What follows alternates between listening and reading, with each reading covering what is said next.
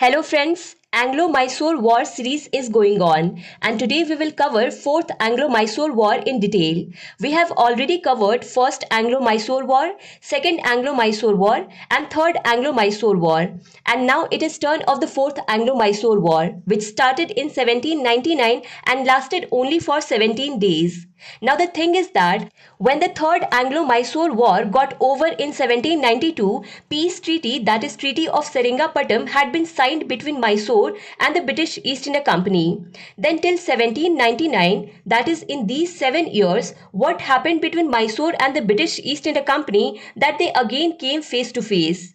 See, what happened that Tipu Sultan was humiliated a lot in the Treaty of Seringapatam. Half of the territory of Mysore was divided among British East India Company, Marathas and the Nizam. On top of that, Tipu had to pay 3 crore rupees as war damage, out of which Tipu was able to give only 1.5 crore right away, and the remaining 1.5 crore was given by him in installments, because of which Lord Cornwallis had made Tipu's children hostage, took his children. So the Treaty of Seringapatam proved very painful for Tipu, but Tipu still accepted all the conditions of the Treaty of Seringapatam. The remaining 1.5 crore rupees were almost sent to the British East India Company and he got his children released. Tipu wanted revenge for this insult, so he started preparing himself. Whatever loss he had, he recovered his losses between 1792 and 1799 and strengthened his relationship with the French East India Company in India. And because of this, he got the Jacobin Club founded in Mysore. Jacobin Club was basically a revolutionary organization of France.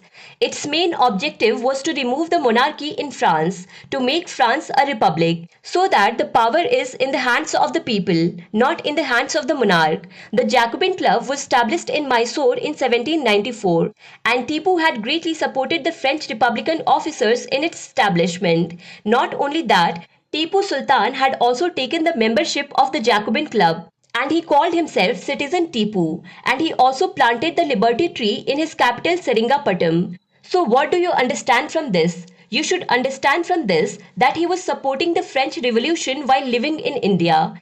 And yes, Napoleon was also a member of the Jacobin Club. Now here we need to know a little about Napoleon, because he also has a little role in the 4th Anglo-Mysore War. We are talking about the time between 1792 and 1799. At that time, the German state and the Italian state used to be dominated by Austria.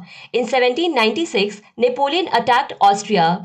This was Napoleon's first expedition as a commander-in-chief of the French army, and Austria was defeated in this war.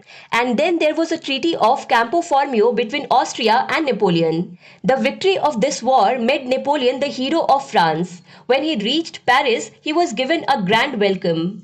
After this, in May 1798, Napoleon started his Egyptian campaign with 38,000 soldiers. His plan was that by making Egypt his base, he would attack the British East India Company in India. Tipu Sultan understood that this person is of his use. So what did he do that? He asked Napoleon to fight together against the British East India Company, and Napoleon himself was preparing to attack the British East India Company in India. So he got a partner, and this thing was also approved by him. And along with Napoleon, Tipu had sent his emissaries in Arabia, Afghanistan, Kabul and Mauritius as well. It was expected that he would get support from here as well, and by combining all these, he would destroy the British East India Company in India. So in this match, Tipu had filled all the international players in his team, but the British East India Company had got a clue of this. And in May 1798, the new Governor General Lord Wesley had arrived in India. He was well aware of the alliance of Tipu and France. He asked Tipu, "So Tipu, for which match the preparation is going on?" Tipu said, "Oh, nothing, just a small practice match." Wellesley said, "No problem, you can do your practice match later. You do one thing, sign the subsidiary alliance. Your neighbor Nizam has already signed it. You also do it." Tipu was not one of those people who would sign the subsidiary alliance. He refused to sign it. Seeing Tipu's attitude, Wellesley had understood that it is necessary to remove Tipu from the way for British East India Company's expansion in India. So Wellesley first took Maratha and Nizam with him. The Marathas agreed that after the victory, half of Mysore's territory would be given to the Marathas.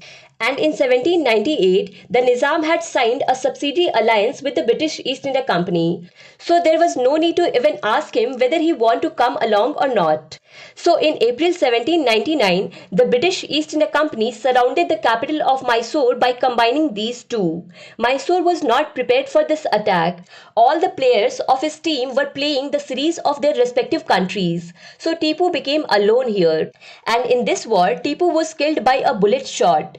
And thus the Fourth Anglo-Mysore War ended on May 4th, 1799. Now the war was over, so whatever territories were there, it had to be divided among themselves. So the British East India Company captured Kanara, Wayanad, Coimbatore, Dwarapuram and Seringapatam. They gave Sunda and Harponeli districts to the Marathas, which the Marathas refused to take because he was promised that he would get half of the Mysore. After this, the number of Hyderabad came. So the areas of Guti and Gurumkonda were given to the Nizam of Hyderabad. Mysore had now become much smaller than before, and this new Mysore was handed over back to the Vodiyar dynasty. And here a minor child of the Vodiyar dynasty was made the king of Mysore. This child's name was Krishna Raja III. By making him king, Wellesley got him to sign subsidiary alliance, and with this the Anglo-Mysore wars ended. If you like this video, then do not forget to press like button and share it with your friends. On Bookstava channel, videos are available on many topics of history and Indian polity. You can watch them too. In the playlist of modern history, you will find all the videos from the arrival of East India Company till the independence of India. And subscribe to the Bookstava channel to keep watching more such videos. We'll meet again with a new topic. Thank you so much for watching